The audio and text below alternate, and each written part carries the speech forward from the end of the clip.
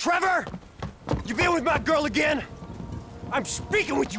Don't do it, Johnny. I told him, Trevor. I told him. We all get high! We all get high! But that don't make it right! Johnny.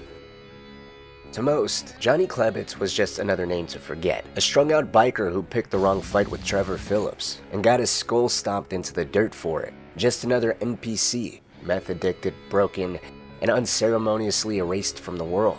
Moments later, his brothers Terry and Clay followed him into the ground, gunned down by the same lunatic who took everything from Johnny. Johnny died humiliated, lost in a fog of addiction. Ashley, the woman he'd once crossed empires for, was in bed with the man who killed him. We see Johnny confront Trevor, crack under the pressure, relent, and then was left bleeding in the desert dust. No last words, no redemption, just a shell of the man he used to be. But that wasn't who Johnny Klebitz always was. Just a few years earlier, Johnny led the Lost MC's Liberty City chapter. During that time, we don't see him as a hothead or a junkie. In fact, he's the stabilizing force behind it. A man who held the crew together while their original president, Billy Gray, spiraled deeper into heroin-filled delusions of biker glory. Billy saw war. Johnny saw survival. Billy chased chaos. Johnny chased longevity, keeping the crew's businesses running, keeping his brothers fed, and quietly covering the cost of Billy's rehab. And he did all of that while trying to steer them towards something better. All of which wasn't done out of weakness, but because he knew the road they were on would kill them. It wasn't just some footnote in Trevor's story. Johnny was a leader, a fighter, a man who tried to hold on to brotherhood while everything around him burned. And in the end, the world forgot him, just as it forgot what he used to stand for. Listen, Billy, after everything we did for you, paid your rehab, paid your lawyer's fee, paid your rent, paid everything. Shit, we set stuff up for you. Unlike the stories of Nico or Luis, we don't need to trace Johnny Klebitz back to childhood. His tragedy didn't begin with innocence lost, it began with a brotherhood breaking apart. And to understand how it fractured, we have to begin just before the Lost and Damned DLC, when Billy Gray was locked away in court-ordered rehab, and Johnny was left trying to hold the club together. Now, by the time the DLC begins, Johnny's been serving as acting president of the Lost MC's Liberty City chapter for several months now. Billy had been arrested on drug distribution charges and was being forced into court-ordered rehab. But his unraveling had started long before that. Even before the arrest, Billy was becoming unstable, violent, erratic, and drunk on a cocktail of steroids and alcohol-fueled delusion. Under his leadership, the Lost drifted from purpose, vision, and unity and brotherhood. The Angels of Death, Billy's growing primary focus, weren't just rivals anymore, they became targets. Billy wasn't looking for peace, he wanted war, and he dragged the Lost with him. But his recklessness didn't just harm enemies, it devastated his own ranks. One crash in particular, directly linked to Billy's impulsive decisions, would leave scars that would never fully heal. Angus Martin, one of Johnny's closest brothers, was paralyzed. A woman involved in the same incident lost her leg, and an Angels of Death member had his nephew end up in a coma. It wasn't just a bad night, it was carnage, and it echoed far beyond just the crash site. Now, there's no precise point marking when Billy turned to heroin, but the aftermath of that incident only deepened his spiral. His volatile nature grew. The club continued to suffer, and when Billy was finally pulled off the street and into rehab, Johnny was the one left standing in the wreckage, leading a fractured crew on the brink of collapse. And that wasn't the only burden Johnny carried. Just before Billy's arrest on a drug-fueled bender, he had slept with Ashley, a woman who had once meant something to Johnny. It was a betrayal layered in hurt, but Johnny didn't retaliate. He chose loyalty. He chose to believe in the title that he held, Vice President. He chose to stick to the brotherhood over personal pride. Instead of exploding, he stepped up, not just to navigate the enemies Billy had made, but to keep the club alive through restraint and purpose. The crash didn't just leave bodies behind either, it had a political fallout. The Angels of Death were done playing defense. They'd spent too long watching the Lost act with impunity, striking whenever they pleased, and treating the Angels like obstacles instead of equals. Now, with Billy gone and the Lost reeling, the timing couldn't have been better for retaliation. Billy's arrest, after all, had left the chapter vulnerable. Their president was out of the picture before he could ignite a full-blown war, and the Lost themselves were already in financial trouble, mismanaged under Billy's chaotic rule, with the potential burden of paying for Billy's legal fees around the corner. So to their rivals, they looked exposed, weak, leaderless, and ripe for a collapse. Johnny saw what was coming, and he knew that unless something changed fast, the Lost would be destroyed. So he made a decision, one that was painful, humbling, but calculated.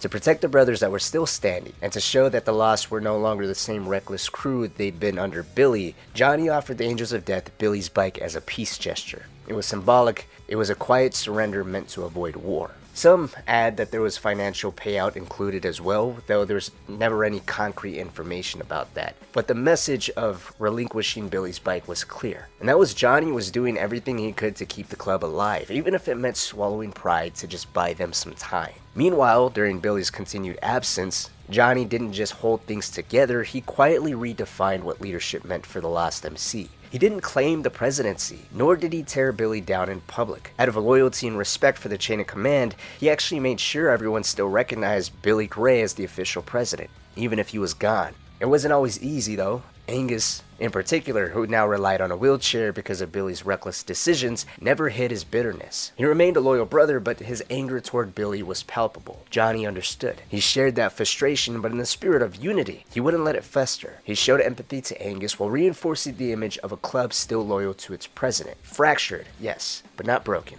Where Billy had chased chaos and bloodshed, Johnny focused on survival. He cared about the business side of the club, and he treated it with seriousness. Under his leadership, the Lost avoided unnecessary conflicts, stayed off the radar from both the law and their enemies. It wasn't just damage control, it was a quiet rebuild. Together with his closest friend, Jim Fitzgerald, Johnny kept the engines running, keeping members fed, legal fees for Billy paid, and even covering Billy's rent. Every dollar was stretched for the good of the crew, every decision grounded in purpose. Johnny wasn't loud about it, but he cared more than anyone. He was tougher than most, more sensible than many, and unlike Billy, he didn't need violence to command respect. He led through action, not spectacle. It wasn't glamorous, but for a moment, it worked. Until Billy was free. Let me rephrase the question. Where the fuck is my bike and where the fuck haven't you got it back for me? Because you know where it is. Are you deaf? Give me that whiskey. Are you fucking deaf? No! Then answer the goddamn question. Why the fuck haven't you got it back for me, friend, brother? One word. Business. Billy's release from rehab marked a turning point for the Lost MC. On paper, he had completed his sentence, months spent in court-mandated rehab, smiling through the 12 steps, telling his parole officer what they wanted to hear, but nothing inside him had truly changed. If anything, the time away only deepened his need to reclaim what he'd lost. The chaos, the power, the image. He was still the same reckless, impulsive man who had been taken off the streets, and maybe a little worse. Meanwhile, Johnny had guided the club through the fallout Billy left behind. He didn't just keep the wheels turning, he restructured everything, kept them out of fights they couldn't afford, focused on steady revenue, maintained a fragile but functional truce with the Angels of Death. Again, it wasn't glamorous, but it was smart, and it was working. The Lost were finally breathing again. Johnny's leadership was measured, protective, loyal. And when Billy returned, Johnny didn't hesitate. He handed back the president's patch without resistance, but that loyalty would come at a cost. Billy didn't just reclaim his seat, he bulldozed the foundation Johnny had laid. He mocked the diplomacy, undermined the strategy, called Johnny's careful stewardship weak, spineless. To Billy, the rebuild wasn't resilience, it was betrayal. And in no time at all, he started dragging the club right back toward the ruin he left them in months ago. Billy's return wasn't about just taking over though, it was about making a statement. And it started with his bike. Johnny had given it to the Angels of Death months earlier, a peace offering to keep the club from going under. It wasn't a proud move, but it bought them time, kept blood off the streets, and helped stabilize what little they had left. Billy knew all of that. He knew why it was done. He knew where the bike was, and as Johnny points out, not only did it give them all breathing room, it helped set the foundation so that way he can make sure Billy was taken care of. His legal fees were taken care of, everyone here in the club was fed, and Billy's rent was paid. Billy was aware of all of that, but I think him immediately responding by demanding Johnny go get his bike back was a power move. I think it was him trying to openly say he's in charge again, that the diplomacy, the route, and structure that they've been heading down over the last couple months was all wrong. It wasn't in his vision, it wasn't in his leadership, and it definitely wasn't going to be continuing now that he was back in charge. And I think he knew all the right ways to push Johnny's buttons. He questions his loyalty, he questions where his balls are, and how he was so willing to give that bike up in the first place, which didn't make sense considering the bike was built by him and Angus for Billy. That should be club pride, not the Angels' property. And it does work very well in the moment, as Johnny openly denounces what he's been working for over the last couple months. living by, as he says, peace and prosperity. There's a little sarcasm there, but he says, let it be damned, and their actions follow through with that idea. They go to the Angels, threaten the man that they left Billy's bike with, and then forcefully take the bike back, not because it made sense, but because Billy said so. The timeline of events and the actions that followed only continued to unravel everything Johnny had worked to build in Billy's absence. It began with Pretty Boy, the mechanic who'd been trusted to hold on to Billy's bike during the fragile piece. Under Billy's command, they cornered him in the garage, and it wasn't Billy who got his hands dirty first. It was Johnny. In a moment that said more than words ever could, Johnny slammed Pretty Boy's face into the rear tire of a bike he was working on, forcing him to talk. It wasn't strategy, it wasn't about survival, it was violence for the sake of image. And even Johnny, who had fought so hard to steer the club towards stability, found himself going along with it. Because no matter how much he disagreed, he had already given up the presidency the moment Billy had come back. He hadn't fought it, he had pledged his loyalty to Billy without hesitation, and now, as vice president, he was caught between the man he once believed in and the reality of what that loyalty now demanded. The information forced out of Pretty Boy led them straight to the Angels of Death's clubhouse in Northwood. There, they hit back hard, attacking the Angels, reigniting a war Johnny had worked to avoid. It was loud, it was reckless, and it was unmistakable. The Lost under Billy Gray had returned to their old ways. Now on the surface it looked like unity, the Lost riding together once again, fighting side by side, but underneath that, resentment was brewing. The rift between Johnny and Billy was growing deeper by the moment, not even by the day. The club had been through two eras, two visions of what it meant to wear the Lost patch. To Billy, Johnny's time as acting president was weak. It was soft, a pathetic shadow of the true brotherhood that he visioned. Billy believed the Lost needed blood, chaos, and conquest to survive. That loyalty meant nothing without scars to prove it. To get drunk, get high, get on the chopper, then hit the road, and that was the only life worth living. To Johnny, Billy's era wasn't strength, it was regression. It was losing sight of why the Lost had even mattered. Johnny saw the constant fighting over respect as just meaningless attacks, and the manufactured wars for ego as childish and self-destructive. It was killing their own brothers faster than any enemy could ever hope to. And even now, despite the violence he had participated in to keep appearances up, Johnny kept trying to reason with Billy, trying to show him that survival didn't mean surrendering who they were, but that blind mayhem wasn't the answer either. But Billy wasn't listening, and Johnny's voice, for all its reason, was getting drowned out by the roar of engines and the call of a road that only led one way, straight into oblivion. Enough of that shit. We got more things to worry about than respect and stupid kid stuff. We gotta keep business afloat or we're fucked. In the aftermath of Billy's bike retrieval, a brutal assault that left no survivors among the Angels of Death unlucky enough to be at their clubhouse, Billy returned to the Lost space to celebrate, and he wasted no time falling back into his old habits. The drugs, the alcohol, the women, everything he had supposedly left behind during rehab was waiting for him. Only now, he laughed about it, bragging that he had a 12-year-old's bag of piss ready anytime he needed to pass a drug test. He wasn't just relapsing, he was proud of it. Proud to be the same reckless, self-destructive man the authorities had once dragged off the streets. Johnny watched it unfold with a sinking feeling. When he finally found Billy, didn't start a fight, he didn't launch into a lecture, he just looked at him, already high, already drunk, and asked if he was having fun. Billy grinned and waved off the concern, boasting about that bag of piss he had as a joke, and Johnny's response was a quiet, loaded, real nice. He didn't need to say anymore. The disappointment was clear. He could already see the direction things were heading, and it wasn't going to end well. And Billy, already wired and agitated, picked up on it immediately. He cussed at Johnny, got in his face, ready to start something. Their leadership styles, their opposing visions for the Lost, was just seconds away from boiling over. Two men who had once fought for the same brotherhood, now standing on opposite sides of what it should mean. But before it could explode, another brother of theirs would step in. Jason Michaels was urgent, almost panicked. He broke up the standoff between Vice President and President to deliver a warning. Members of the Angels of Death have just piled up outside, uninvited. The personal fight between Billy and Johnny was shelved immediately. Billy's anger instantly pivoted. Furious that anyone would dare crash his welcome home party, especially these deadbeats, he locked his pistol and barked at the rest of the Lost to follow behind him. The war Billy had been itching for was now walking right through their front door.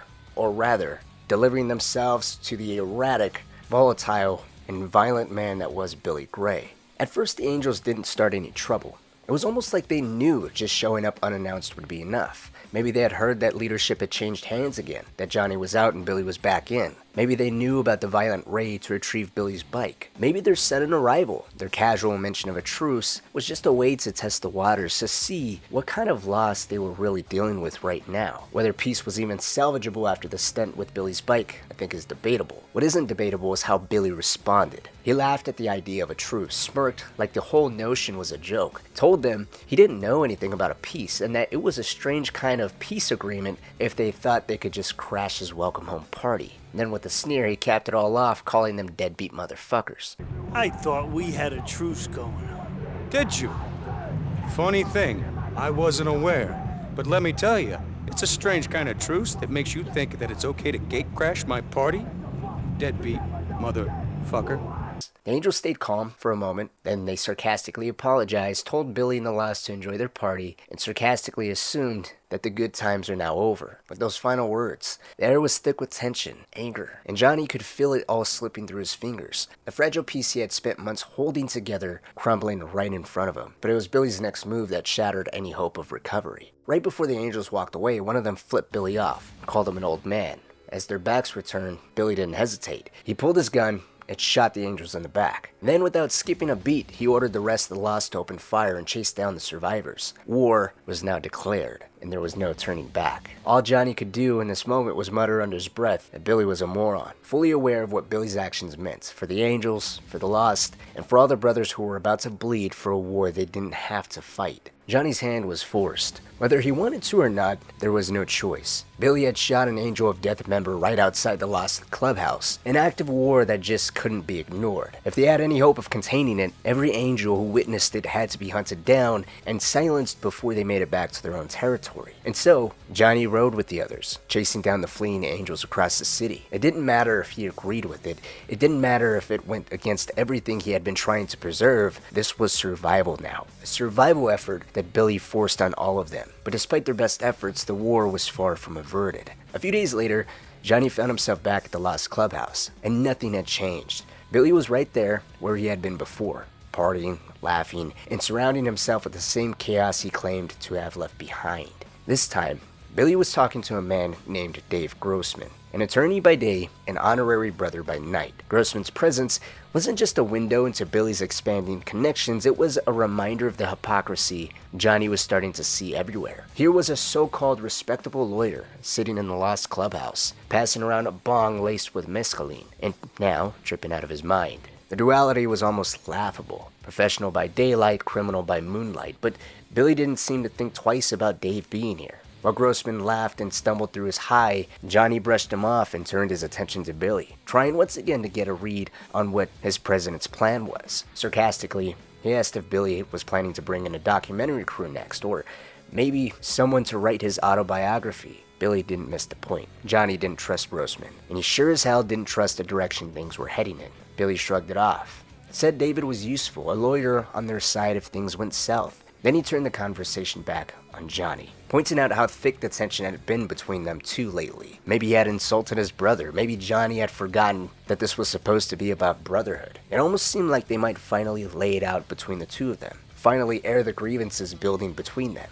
But once again, they were interrupted. Billy's phone buzzed. A text. Lost MC members were under attack right now by the Angels of Death. Whatever they had tried to suppress was over. The war had officially kicked off. On the way to the ambush site, Billy grinned and commented that he knew the so-called truce had never meant anything, that Johnny's faith in peace was built on lies. Johnny didn't bite. He reminded Billy, flat, cold, that it wasn't the Angels who burned the truce, it was Billy. Billy had wiped his ass with it the moment he got out of rehab. Billy laughed it off, called it a preemptive strike, a necessary move against enemies who were never going to keep their word, but Johnny knew better. Billy didn't start wars because he had to, he started them because he didn't know how to live without them. Now their brothers are paying for it, one by one. Johnny, Billy, and the rest of the Lost were forced to ride out, scrambling to save what they could. The Angels of Death had the numbers. The Lost, whatever strength they still had, was splintering from the inside out. At two different locations, the gunfights raged, patching up wounded, counting heads,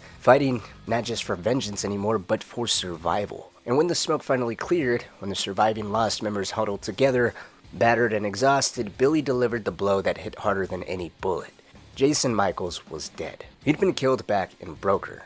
The details were hazy, but Billy gave them what he knew. Jason had been sleeping with a Russian girl, and her father hadn't liked it. So he hired a gunman to take him out. Billy said they believed the shooter was either a Polak or a Serb, but it didn't really matter right now. What mattered was Jason was gone, and someone was going to pay for it. Billy was going to make sure of that. He ended Jason's eulogy standing tall in front of the club, preaching brotherhood, loyalty, and vengeance. Told them Jason's memory would live on, not in grief, but in the rage the lost would unleash on whoever was responsible. And he sealed it with a final reminder. They were brothers in life, lost forever, and most importantly, always follow your leader, as he stared directly at Johnny. The message couldn't have been any clearer. The weight of their differences, how to lead, what it meant to be lost, was pressing down harder than ever before. Johnny stayed silent, but inside something cracked. The break was coming, it was just a matter of time, of by who and what would make it all give. And Jason's death, tragic on its own, was even more important when you see the full picture. Because as we know from the main story of Grand Theft Auto 4, Jason wasn't killed by a random Russian father's hitman, or just a random hitman in general. He was killed by Niko Bellic, on the orders of Mikhail Faustin. Billy's original account had pieces of the truth to it, but the story he told his brothers, the story that filled the next chapter of bloodshed, would soon be twisted to serve another purpose entirely. And just like all of his other actions before, he'd make sure Johnny would be the first one to do as he's told, not only as a form of submission, but to continue the regression of the work he tried so hard to save. I got a toy for you. Yeah, whatever, Bill. What do you want? What is this? What? What the fuck is wrong with you, man? What are you talking about? These deadbeats are the ones who killed Jason in Broker. Thought it was a Pole or a Serb or something. We got some bad information, brother. These are the guys. They killed that kid, and look at you. You're acting like you don't even give a shit. You sick or something, man?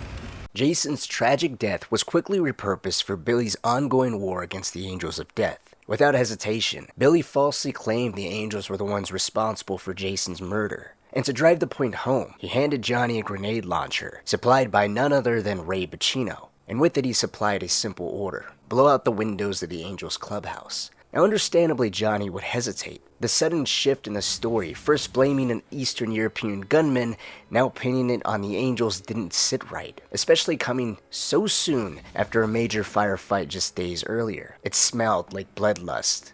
Not justice, but Billy was clever. Sensing Johnny's doubts, he went straight for the heart. He didn't argue facts, he questioned his loyalty. And with the eyes of the crew watching, Johnny pushed aside his instincts and did what was asked. He committed. Not because he believed the lie, but because he believed in the Brotherhood. In reality, Jason's death, though, had nothing to do with why any of them were here. And moments later, the real reason would come to light to Johnny. Billy wasn't here just after revenge. He wasn't here in the support of a fallen brother. He was here for the Angels' heroin stash. $2 million worth by his estimate. Maybe it was a financial move, potentially. It was a more personal move on account of his hatred for the Angels and, of course, his own heroin addiction. Whatever the real motive or a mixture of motives, it was clear that this was his real target all along. And once the dust from the explosions cleared, Billy ordered Johnny to start packing up that heroin. They were gonna take it. That's when the final crack showed. Johnny openly questioned him, challenged not just the shifting story about Jason, but the wisdom instilled in a drug haul so massive. Because if this stash was really $2 million worth, as Johnny put it, it would paint a target on the lost bag so large, every Angel of Death on the entire East Coast would come hunting them down. The chapter would have no hope to survive that wave of enemy numbers or force. In response, Billy didn't negotiate, he didn't reason, all he did was pull rank. He told Johnny to do as he was told, and to let his leader worry about the aftermath. And in that moment, the Brotherhood Johnny believed in, the one that he had sacrificed for, fought for, bled for, felt a little less real. The loyalty to their brothers felt less passionate. The passion of avenging Jason was just a facade. He wasn't why they were here. They were here because of Billy, because of his bloodlust, his ambition, his need to feel invincible again. And whether Johnny realized it in that moment or not, the heroin they packed up would become the catalyst for everything that followed. It would tear the Lost apart. It would destroy whatever friendship still existed between Johnny and Billy. And it would set them all on a path of ruin, shattering the Brotherhood they once bled for, believed in, and held together through every single storm. What the fuck are you talking about? Man, start thinking about what you're doing to us. We lift this shit right now, and every deadbeat on the East Coast is gonna come after our chapter.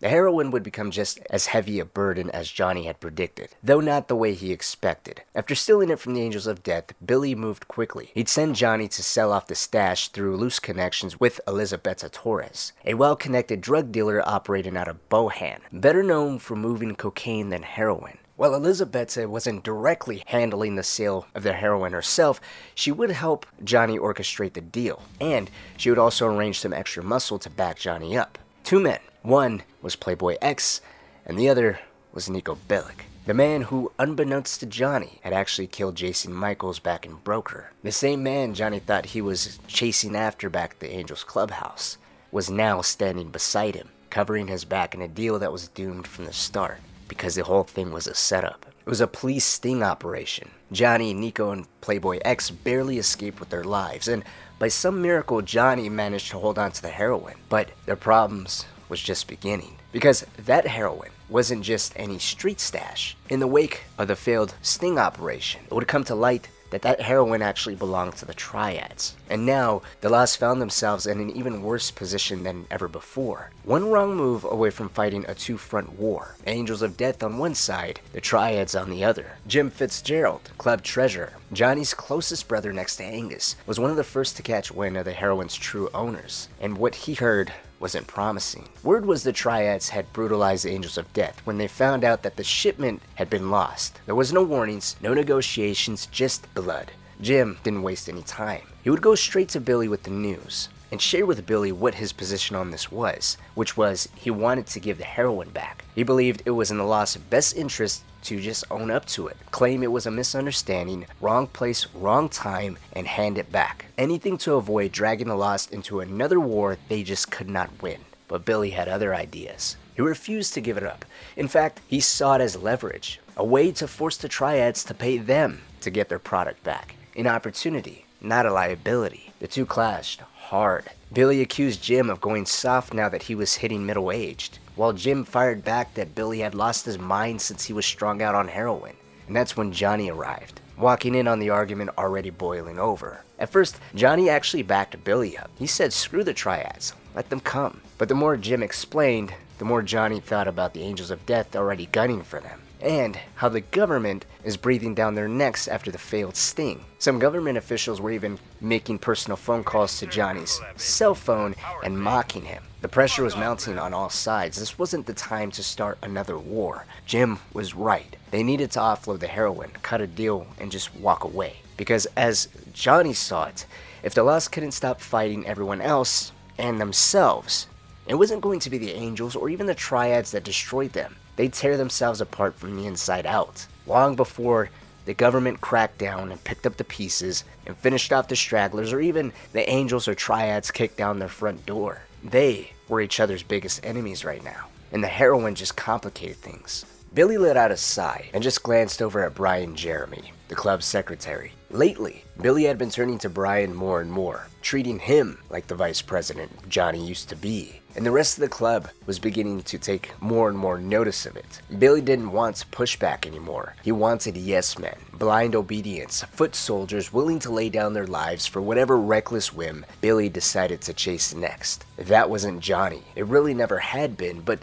Billy felt that was especially true since his return, feeling the resentment between the two of them. And so, instead of going to Johnny, he went to Brian, who in this moment simply shrugged, offering nothing of value. No plan, no insights, just passive loyalty. So Billy gave in, or at least pretended to. He agreed to return the heroin to the Triads, let Johnny and Jim handle the exchange, or as he put it, let the level-headed ones do the cleanup. But it was never about offloading the heroin, not for Billy anyways, because this was just another trap. Unbeknownst to Johnny or Jim, Billy had already met with the Triads in private, and he struck a deal with them. They could have their heroin back, no strings attached. All he asked in return was a small favor, that they killed Johnny for him. Jim, in all likelihood, was just collateral. But if he died too, even better. Because with Jim gone, Billy would eliminate the only other high-ranking member of the Lost who not only backed Johnny's more stable business-first approach, but shared a deep personal bond with him. I mean, throughout the entire Lost and Damned DLC, the closeness is clear. Johnny constantly checks in on Jim's wife and kid and asks him how they're doing. It's quite evident he even respects Jim's judgment, leans on him in ways he doesn't with anyone else. And in the absence of clarity and sanity with Billy, it seemed like Johnny and Jim had that relationship where they began to go towards each other more and more, for that stable affirmation, for that better understanding of what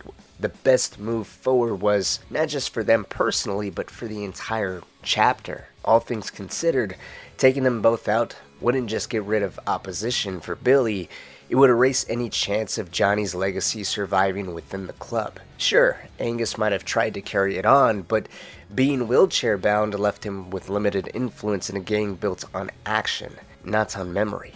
Billy wasn't just silencing a voice, he was wiping out the last remnants of what the Lost used to be. And it might have worked. It actually almost did. Billy's betrayal was nearly perfect, if not for one thing. He underestimated Johnny and Jim. The two most experienced members of the Lost weren't stupid. They suspected something wasn't right. So, they went to the deal prepared, heavily armed, cautious, but still hoping for a clean deal. Billy and Brian would tag along, but they opted to stay outside, under the guise of quote-unquote having Jim and Johnny's back, pretending to be reluctant skeptics while Johnny and Jim walked into the lion's den. But the moment Johnny and Jim arrived at the meetup spot, they could feel it. Something was wrong. The area was deserted. Too quiet. Jim felt it first, almost immediately, that creeping unease. And minutes later, a group of triads rolled in, already armed and already hostile. The lead triad made it clear that he wasn't happy about this arrangement, paying for heroin that already belonged to them, that his cousin had risked his life getting shipped in from China. To him, it was clearly an insult. And so Johnny, understanding what the circumstances was, cut through the bullshit. He told them straight, they could do business or they can go to war. The triad didn't blink. Here in America, he said, those were the same thing. Two of his men lunged for the heroin, then all hell broke loose. Gunfire erupted. Johnny and Jim scrambled for cover, outnumbered and outgunned. But they held their ground, fighting through wave after wave of triads sent to silence them. Meanwhile, back outside, Billy broke off from Brian and tried to make his getaway, but he wouldn't get far. Off-screen, he crashed his bike, cursing Johnny, screaming that he was the one being set up, and Johnny was behind the betrayal, right as police coincidentally arrived. They slapped him in cuffs without hesitation, and just like that, Billy Gray was back in custody. In less than a week out of rehab, he started a war with the Angels of Death, sparked a bloody shootout with the Triads, attempted to have his vice president and closest friend killed, and left the Lost on the verge of collapse again. But the damage was far from done. Brian was loyal to a fault. He refused to believe the truth. He didn't know that Billy had planned to betray Johnny. Truthfully, no one really did. The only reason we as players even know that is because in the Ballad of Gay Tony DLC, we catch a quick glimpse of Billy making that arrangement with the Triads. So his disloyalty to his brother, the same brother that he was so quick to always pull rank and loyalty over on, was unknown to the entire Lost, and Brian idolized Billy as it was, so he didn't need to know anything else. All he needed was one thing, doubt, and Billy gave it to him. Before the Triad meeting, Billy had told Brian that federal agents were reaching out to him, said Johnny had been speaking to them, that he was being set up to be replaced, that Johnny still wanted to be club president. So when the bullets stopped flying and the smoke cleared, once Brian, Johnny, and Jim made it back to the clubhouse, Brian lashed out. He screamed at Johnny, accused him of betrayal, said the feds had called, said Billy warned him, and now, with Billy behind bars, Brian believed it all. He swore to expose Johnny to the rest of the club, said he'd make sure no one followed him, that the Lost would never answer to a traitor, and just like that, Billy's war had become Johnny's war. Not with the Angels, not with the Triads, but with the men he once called brothers. And as the club splintered, as betrayal festered inside their ranks, Johnny had no idea that the next fracture wouldn't come from the outside. It would come from someone even closer to him. Someone he still couldn't let go of. Someone named Ashley. You're making yourself hurt already, you fucking idiot. Give me a break, sweetheart. I used to fucking love you. You ain't good for me, sugar. That's all I know. As the Lost began to fracture, split between loyalty to Johnny and blind devotion to Billy's ghost, a civil war was brewing. On one side stood Johnny Klebitz, vice president, the level-headed leader who had carried the club through its darkest time. On the other stood Brian Jeremy, loud, deluded, and loyal to Billy's warped idea of brotherhood. What was once a tight-knit family had become a battlefield of ideology and bitterness. But just as the club was breaking apart, Johnny's focus was pulled somewhere else. Ash? Johnny boy. John, I need some help. I ain't got a handout for you. Sorry.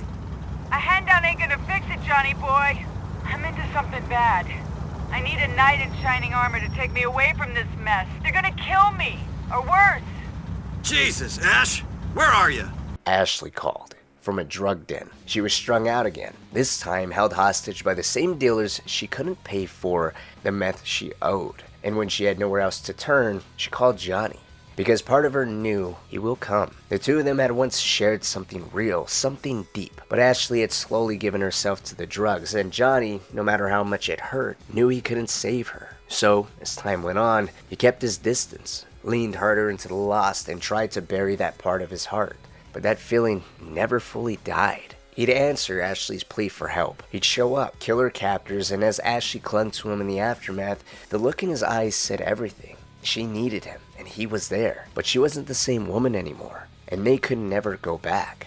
Even on the ride back to her apartment, it showed. They argued gently but hopelessly about how long she'd been awake, how far gone she really was, and how much of her life is truly dictated by this addiction of hers. She needs to let go. She needs to get some rest, because she's been up for days thanks to the meth. And Johnny would try to tell her, to get through to her, to tell her to stop. But Ashley just smiled the pain away, said it was hard to stay clean without her knight in shining armor around.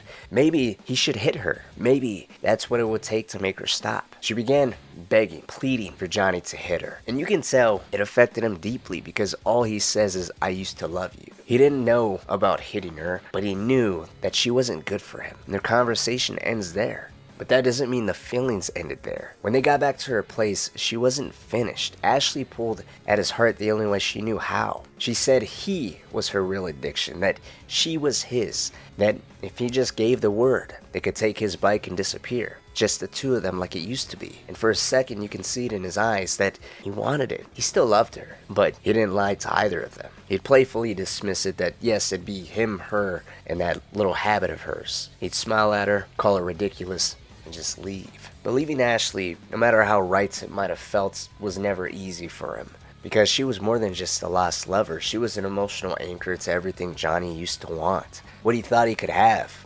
Everything in a way that he had already lost. And a parallel of what was falling apart around him. Just like the lost, she was something he couldn't save anymore. And no matter how hard he tried to keep it all together, everything was just slipping away. Leaving Ashley's apartment, Johnny barely had time to breathe. The emotional weight of that moment still hung over him when his phone rang. Jim was calling. Apparently Brian wanted to talk. He was proposing a meeting. He was offering a truce. No blood had been spilled yet, not officially, between Lost members, but everyone knew the line in the sand had already been drawn. Since Billy's arrest just days earlier, Brian and those still loyal to Billy had broken away from the clubhouse. The Lost was no longer officially whole. What once passed as playful jabs between brothers had turned bitter. Loyalty wasn't just a patch anymore, it was a dividing line, and everything was teetering. This meeting wasn't just a conversation though. It was a fork in the road. Either they sorted this out and avoided bloodshed, or they went to war amongst themselves. One side would take the Liberty City chapter, the other would be buried underneath it. Brian had the numbers. More men, younger recruits, enforcers, eager and angry. What they lacked in experience, they made up for volatility. They were chasing Billy's delusion of biker glory. But Johnny had the backbone of the club. He was vice president after all. Jim was the treasurer. Terry and Clay were sergeant-at-arms and road captain. They handled the bikes, the guns, the structure. They together weren't just brothers, they were the leadership. And they stood by Johnny, even if it meant going against a man they once laughed and rode with. The thought of fighting Brian really hurt them all, apart from Johnny and Jim, who appeared to already have a natural hatred for the man. But everyone else, Terry and Clay, they remembered him as a brother. But loyalty meant order, and Johnny stood for something that still could last. From the outside, it looked like two halves of the Lost tearing each other apart. Prominence versus numbers. Order versus chaos. The old guard versus the young and reckless. But it wasn't a conversation, because this supposed truce was nothing more than Brian calling them traitors. Johnny, on the other hand, told him he was dumber than they all thought. If he truly believed Billy would ever stick his neck out for anyone, especially Brian, he was sorely mistaken. What was supposed to be a peace offering was nothing more than former brothers hurling insults at each other. And then the dam finally gave way. Brian sent a wave of Lost members to kill Johnny, Jim, Terry, and Clay. But they fought for their lives, and they managed to survive. They killed every one of their former brothers who attacked them, even hunted the survivors down, refusing to let anyone escape with their lives, and managed to call them the traitors. Unfortunately, though, Brian had escaped. And they all knew that as long as he was still breathing, the war was far from over. It couldn't be. The line had been crossed now, not just in words, but in blood. And after the smoke cleared, Jim, being the oldest out of all of them, looked around at the bodies. He couldn't hide his grief. They lost a lot of brothers today, and too many numbers had been against them. They may have won, but at what cost? But Johnny didn't flinch. He reminded him that they don't need numbers. What they need was brothers. And in that moment, he made it clear Jim still had them. They all did. Johnny had Jim, Terry, Clay, and Angus. That was all they needed. They can do whatever they needed to do with the rest, but they needed to kill the rat Brian and end this war once and for all. And just as they were preparing the next strike, the delicate juggle between consolidating what they did have and managing to pinpoint where exactly Brian was, an outsider would step forward. Someone who had been watching the internal collapse from the shadows. Someone with his own interest in how all of this with the Lost played out. And that man was Ray Buccino. Ray was ready to get involved with the Lost Civil War. He already had the hooks in the Lost. He wasn't just a connected wise guy with an eye for opportunity, he actually had people inside. And one of them was Ashley. She was the reason he knew so much about the Civil War in the first place. Ashley was caught between addictions and bad decisions, and she was sleeping with Ray. Johnny didn't talk much about it. He didn't need to. The distance he kept from her was deliberate, but the emotional tether was still there. He cared about her. He always would.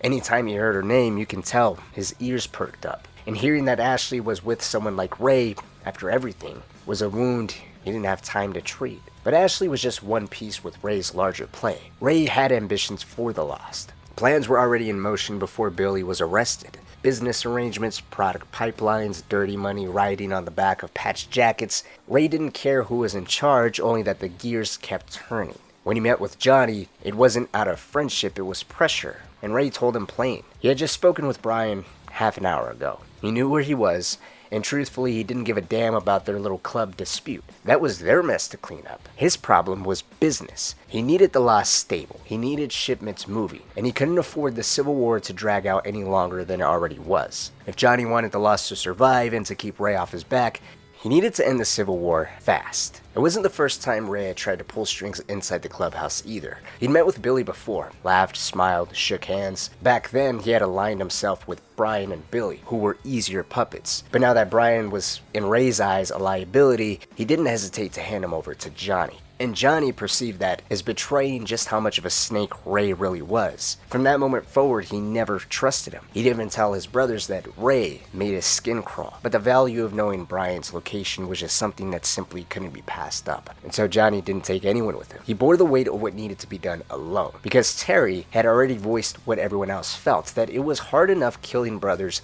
they'd once laughed and bled with. Even someone like Brian. It was hard on all of them, and Johnny understood that. Before he left to go kill Brian, he made it clear to the few loyal men still standing at his side that brothers wasn't just a word, it meant something, or it means nothing. The ones who followed Brian, who burned that meaning for their own pride, they weren't real brothers anymore, and he left that notion with them to think about as he rode alone. Tracked Brian to his house, pulled the pin, and lobbed a grenade through his bedroom window. As the surviving traitors scrambled outside in confusion, Johnny gunned every last one of them down. The Civil War was officially over, but the Lost didn't feel whole. They felt hollow. Brian was dead.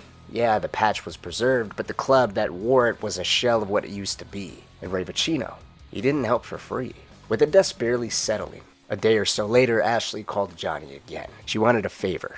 Ray had a job that needed doing, and she wanted Johnny to do it for her. Said it would help smooth things over. Said Ray was just a friend, that they weren't doing anything together. That even if they were, it didn't matter because Johnny had left her. He had someone else now, didn't he? Every sentence was laced with guilt, half defensiveness, and half denial. The kind of self-sabotage that came with too many people on drugs, too many lies, and too many mornings waking up not knowing where the hell the nights went. She kept insisting that Ray treated her well, and that this wasn't what Johnny thought, but the pain in Johnny's face said it all. Hearing her talk like that, hearing her protect the man she used to call when she needed saving, it hurt in a way that he just couldn't explain. Every meeting, every time he saw her, it reminded him just how much he loved her, but just how much Ashley was just gone.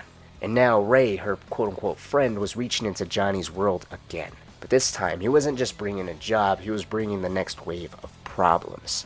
The job Ray had in mind was about diamonds. Unregistered, uninsured, no paper trail. Just a few $1 million worth of clean, undocumented ice. Ray said he had a line on them. What he needed was someone else to do the dirty work. Someone who could move without drawing the wrong eyes. He called it a quote-unquote conflict of interest. Said that if anyone found out he was connected to the diamonds, it raised more problems than it was worth. Johnny didn't bother hiding his irritation. He told Ray that this sounded like business as usual for him. More shady moves, more layers of plausible deniability, more scapegoats. And Ray picked up on it. On the fact that Johnny just didn't like him, didn't trust him, and had no interest in pretending otherwise. But like it or not, this was a high-value score. Ray told Johnny the diamonds were being exchanged at the Dachshund broker, purchased by a man named Gay Tony. It was a clean handoff, high-profile, and discreet. Until Johnny showed up. Expect. Tony, they're gorgeous.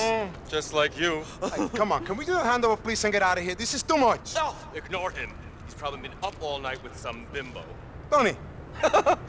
You're a chef. Well, cook, yeah. I have a line on some kitchen supplies. How about I throw that into the equation? What's the price? Look, here's the money we agreed upon, less 10%. Just give us the ice. All right. Here. Tony, can I hold them? Oh, thank you. Thanks. Oh, shit, Tony, we out of here. Come on, let's go. Evan, take her to the club, and don't fuck about, okay? What Ray didn't tell him was that the job would put Johnny on a collision course with two familiar names. Luis Lopez, for the very first time, and Nico Bellic later down the line for what would turn out to be the last time. But with the Alderney chapter of the law still in shambles, Johnny brought backup from the broker chapter to pull off the job. They had numbers behind them, and so they hit the deal hard. Luis and Tony would have managed to escape, but Evan Moss, Tony's boyfriend, took the diamonds and ran in the opposite direction. A move that would prove to be a fatal mistake, because Johnny hunted him down alongside Terry and Clay. They chased down the limousine he was being chauffeured in, popped all the tires, killed the driver, and then gunned Evan himself down in the street as they recovered the diamonds. With the diamonds in their possession, Ray's next order was simple. Don't bring them directly to him. Drop them off at two specific sanitation pickup sites. Johnny followed through. Ray's men, along with Nico, acting under orders, would later collect the diamonds under the cover of city waste disposal. And just like that, the job was done.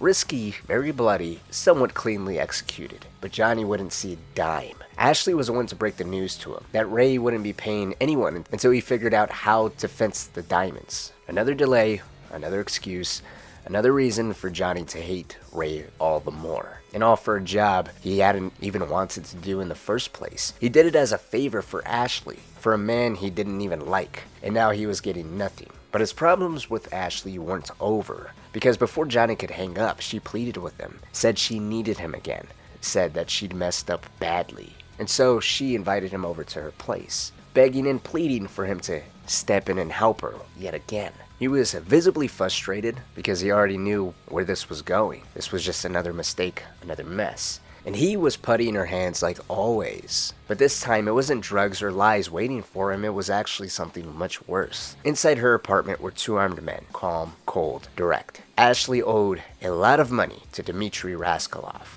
They didn't want stories, they didn't want apologies, they gave Johnny a simple choice. Do what they ask, or she dies.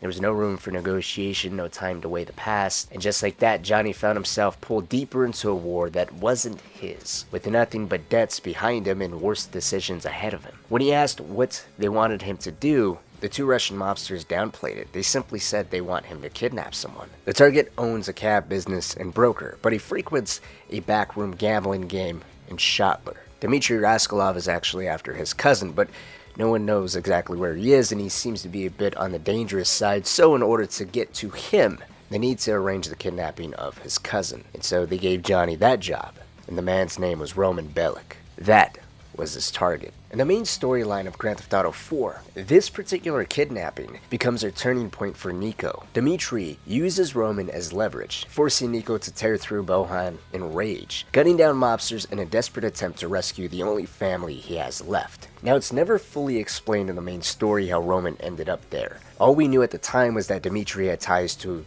the owner of the gambling parlor, and that Roman, as usual, was in the wrong place at the worst possible time. But what we do know now is Ashley owed Dimitri's people money, and the Russians used that debt to apply pressure, not just on her, but on Johnny. Johnny didn't know who Roman really was, didn't know that he was Niko's cousin, didn't connect the dots. To him, Roman was just a terrified man with the wrong debts and no leverage. But that's what makes this moment more tragic, because without realizing it, Johnny hit Niko where it hurt the most. It was a quiet echo of what had come before. Jason, a lost brother, had been killed by Niko. That death had clearly affected Johnny.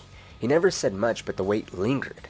And now, unknowingly, Johnny was delivering the same kind of blow. He didn't lay a hand on Roman. In fact, he never actually hit him. Roman willingly got in the car. And later, when he was dropped off, Johnny told the Russians to go easy on Roman. Said the guy had already pissed and shit himself in fear. What more did they need? But that didn't come from kindness, it just came from burnout. From Johnny being dragged into yet another mess for someone he just couldn't save. It's also worth mentioning that he brought Malcolm along for backup. Someone who was outside the club, because Johnny didn't want the lost tie to this job. He didn't want to stain what was left of the Brotherhood with Russian blood or Ashley's debts. Yet he and Malcolm mocked Roman on the drive to the drop-off.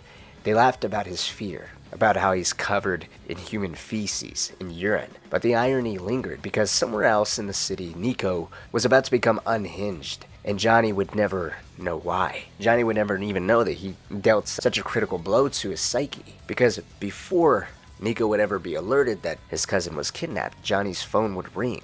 It was Ray Bacino now. He tells Johnny that he's got a buyer lined up. It's time to move the diamonds. The same diamonds stolen off of Gay Tony's deal. The same deal that put Johnny on a crash course with Luis Lopez and would soon tie him to Niko one final time, because that is exactly who Johnny is meeting at the Libertonian Museum. The diamonds are meant to be sold for $2 million. Niko's going to arrive with the ice. Niko takes one half, Johnny takes the other.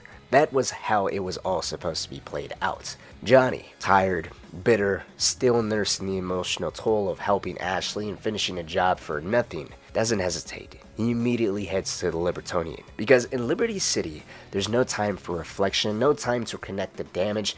There's just the next job, and the next person ready to use you.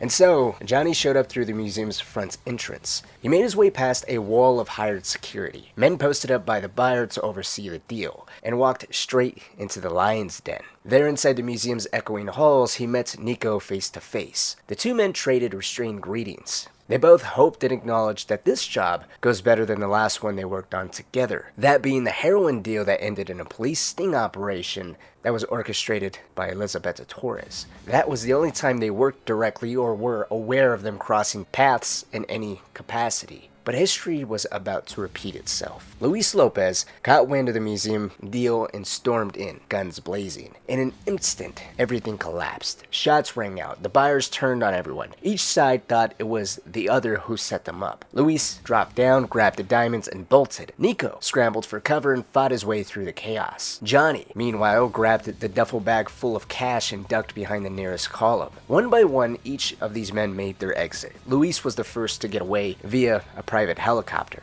that was on the roof. Then Niko, carving a bloody path through the buyer's guards as they turned on him, escaped out the back door. And Johnny, well, he followed last, stepping over the trail of bodies Niko left behind. And that shook him. There was something clinical about Niko's efficiency. It was brutal. Johnny had seen his share of violence, but even he muttered to himself in disbelief, recognizing just how unhinged Niko was beneath the surface. He'd audibly acknowledged that he was glad they were on the same side. But what he didn't know, what he never would know, was that he had already crossed a line Niko would never forgive.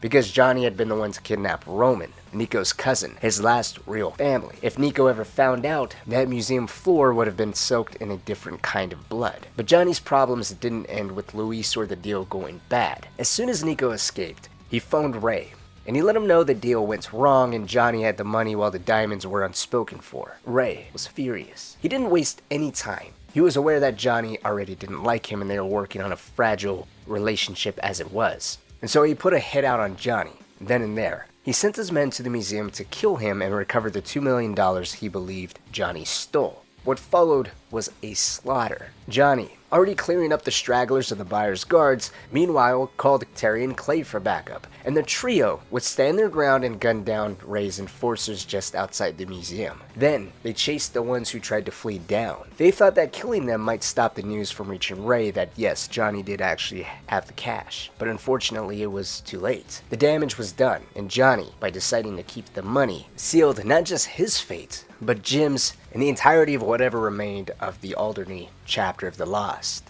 With all of Ray's men killed, Johnny called it Jim. He didn't say much, he simply told him that he had a gift for him and asked where he was. Jim gave him a location, and when Johnny arrived, there was no words, no pride, just weariness. He handed Jim the duffel bag full of cash, every dollar from the botched deal, and he simply said Ray can go fuck himself. This is for the Lost. Jim lit up, said they were rich. He was excited at the prospect of what would come with the sheer amount of cash, but Johnny didn't share in the excitement. He just nodded, said nothing, and walked away. Every collapse, from every corner, from Ashley, the Lost, the constant deal is going awry with Nico and all the work pertaining to Ray himself, it was just all starting to take a toll on Johnny. And with the distance that he seemed to have when he handed the money to Jim, brief as it may have been, it said a lot. His mind was everywhere else. It could have been anywhere, but he still had to pull himself together and call Ray.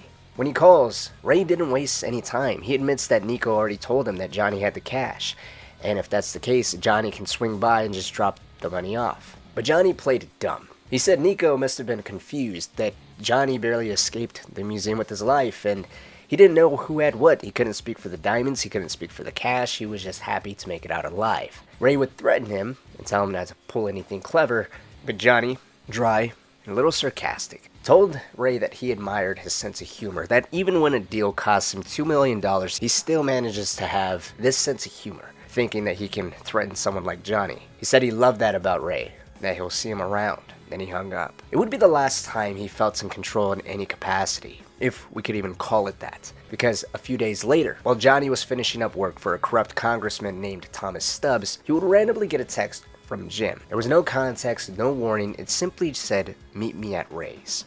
When Johnny arrived, Ray was already waiting, cold, standoffish. Johnny, meanwhile, still tried to play it casual, asked what the problem was and why Ray was acting so weird.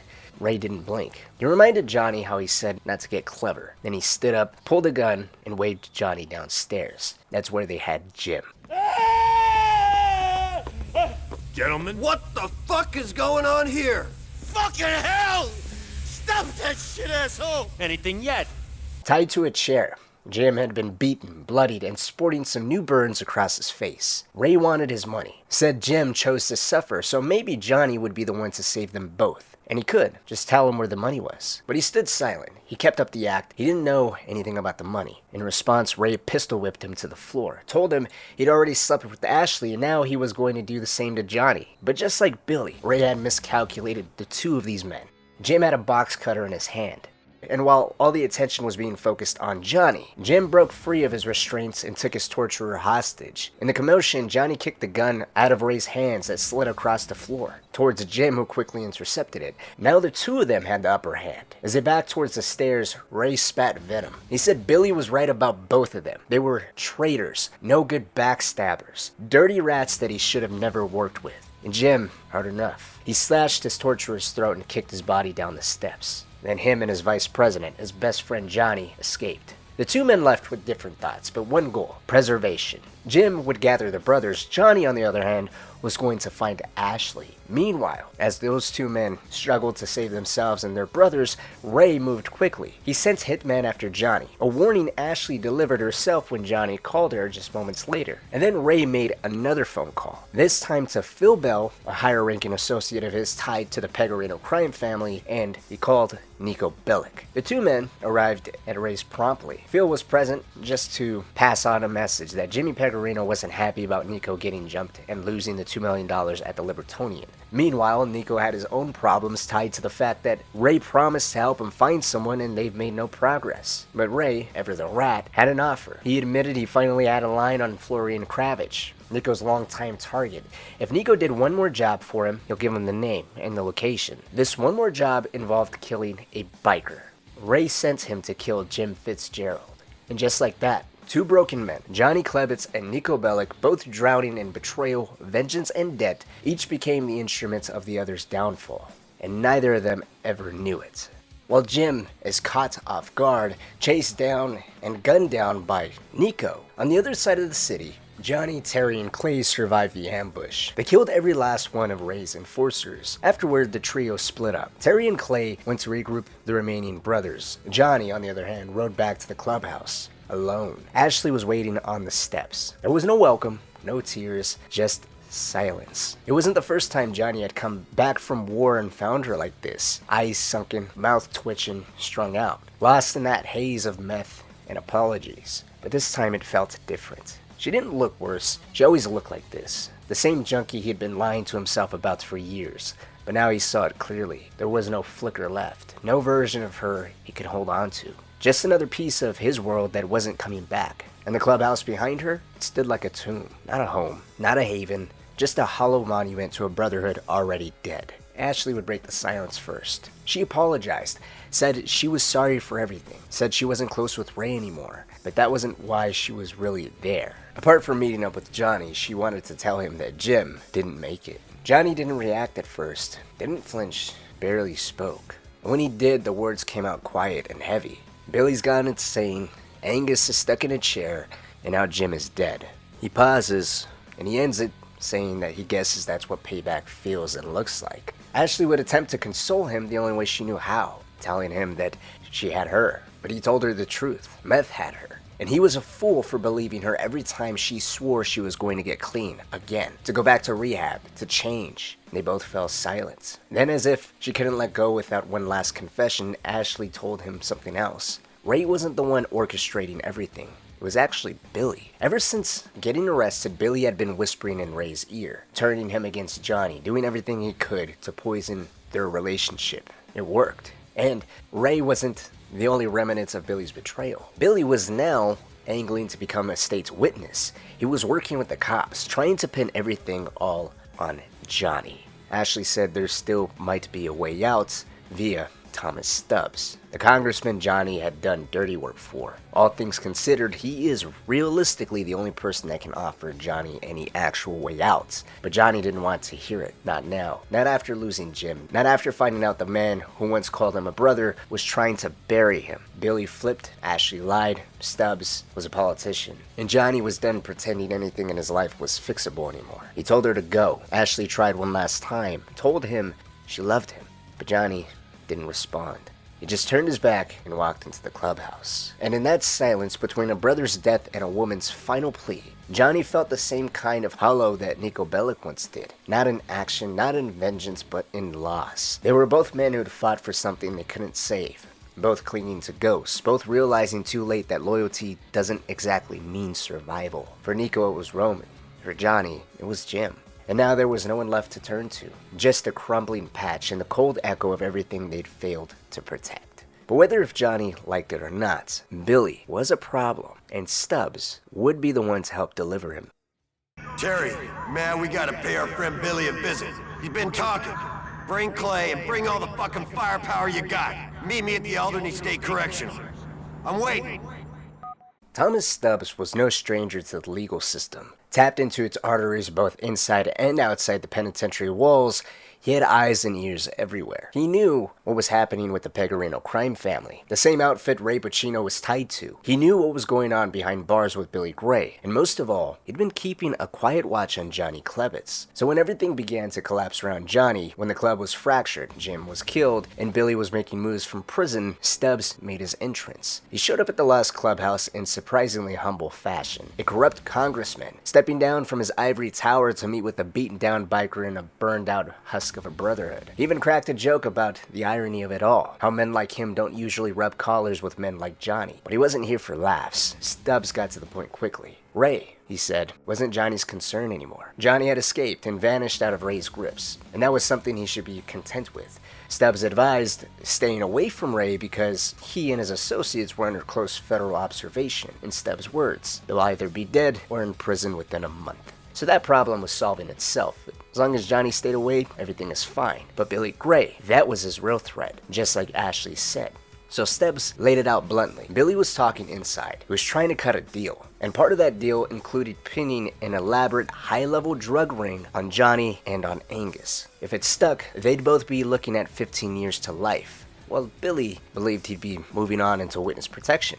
Johnny was blunt. He wasn't exactly in a position to stop anything, especially not Billy talking behind bars. He was locked up, surrounded by an army of guards. There's no way in hell he would get anywhere near him. But Stubbs just smiled. He told Johnny he'd figure something out, and if he did, if things got messy, maybe Stubbs could lend a hand. On the legal side, of course. He was a congressman, after all. As he turned to leave, Johnny stopped him. He asked why he was even doing this. Why come down here, tell him all this, and in a quiet way stick his neck out. Without missing a beat, Stubbs just said, he always told Johnny he was good for a favor. Consider this that. He gave Johnny a nod and he left. With that, the vice president turned president drove immediately to the Alderney State Penitentiary where Billy was being housed at. Outside the massive gate doors, Johnny made one simple phone call. It was to Terry, the sergeant-at-arms, the man who still ran the Lost Armory. Johnny told Terry to get down to Alderney State Penitentiary. Bring Clay, all the brothers they can get that are still around, and every little bit of firepower they can collect. Billy's been talking on the inside, and what remained of the lost, the fractured, the ones that he left out to dry time and again and was willing to pin a drug deal that he most likely concocted on two other members couldn't stand. And so, what was essentially a suicide mission would be launched. Terry would arrive with Clay and a handful of other brothers, open up the back doors of his van, and tell Johnny this ordinance, which is normally a heavily discounted armory, is all 100% free. Consider it a gift to their former president that is now stateside. And just like that, it was time. Johnny grabbed a rocket launcher. He thanked Terry, Clay, and the few brothers still standing beside him, told them to brace themselves, because once that door came down, everything they were holding on to, the lies, the loyalty, the hope, was going to go with it. And it did. The explosion ripped through the front gate of the penitentiary like a final sentence. Sirens screamed. COs and SWAT swarmed in waves, but nothing could stop what was coming. This wasn't a rescue mission, this was an execution. The last had come to kill their former president,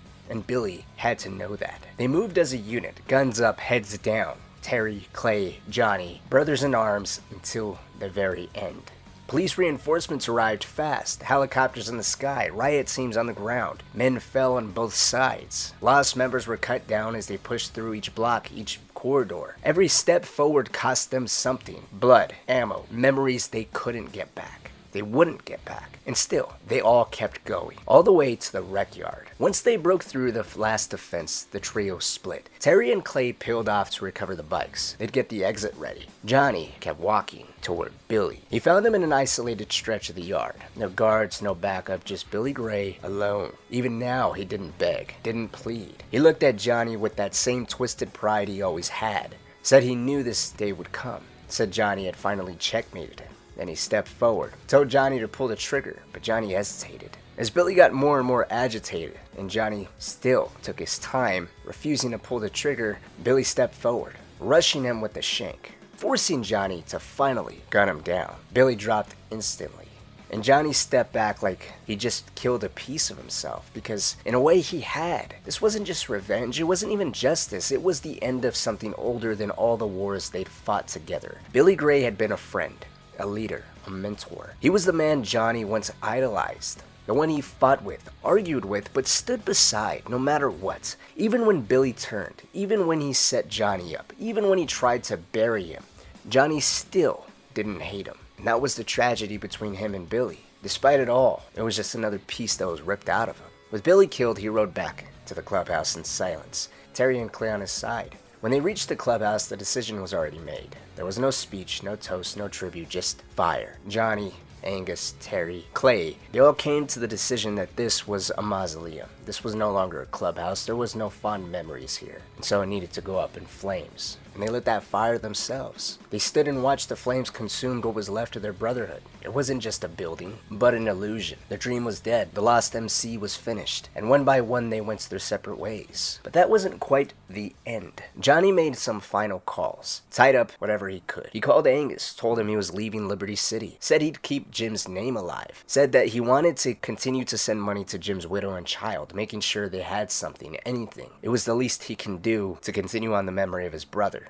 Then he called Ashley, told her about Billy. She said that she already knew, but she didn't ask about Billy, or ask Johnny how he was feeling, the state of the club, or anything, because frankly she didn't care. All she asked was for some money, and Johnny told her the truth. He didn't have anything for her. Not now, not ever. And if she was looking to kill herself, she could do it on her own time. Then he hung up. And that was the last time the two of them officially ever talked. Up until Grand Theft Auto 5. Johnny Klebitz was never a saint. He lived dirty, ran guns, took lives, but he kept his distance from the worst of it. Never touched the meth. Never stopped caring about the ones who still mattered, even when it broke him. Even when it cost him everything. He saw what the lifestyle did, what it took, and in the end, he walked away, not because he was weak, but because he finally understood. Brotherhood doesn't mean anything when there's no one left to call a brother.